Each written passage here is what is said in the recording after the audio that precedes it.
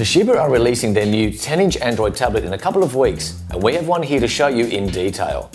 Toshiba are calling it the lightest and thinnest tablet in the world, following in the footsteps of their debut Ultrabook, which was also the lightest and thinnest in its category when launched. It does feel very light, and it should at only 535 grams, lighter than any other tablet including the iPad, and it's only 7.7mm in thickness. It now sets the benchmark for thin tablets. The overall design is of two slivers of silver having been sandwiched together, with a black line running the entire way around the middle of the edge, except for the buttons and ports. It's a stylish design and seems to be inspired partly by its Ultrabook cousin. The backplate has a brush metal look and feel to it, with the Toshiba logo embedded on the bottom left. The back also holds the 5-megapixel camera, and at the front we have a 2-megapixel camera. The 1280x800 display is provided by none other than Gorilla Glass, which seems to be getting a lot of business these days. After all, mobile use does mean more chances of scuffs and scratches, and Gorilla Glass is all about protection. Now, Toshiba have kept the controls and ports very minimal, but still managed to provide all the necessary outputs to satisfy most needs.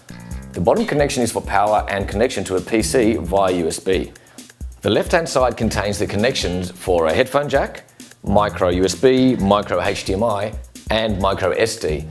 So unlike other tablets, this one has a lot of onboard support despite the record-breaking thinness. On the other side, we see a power and sleep button, a volume controls, and an orientation lock.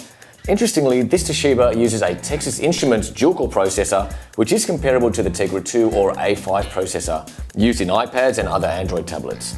Software-wise, the Toshiba is still using the Android 3.2 Honeycomb operating system, and no word on upgrades to Ice Cream Sandwich just yet.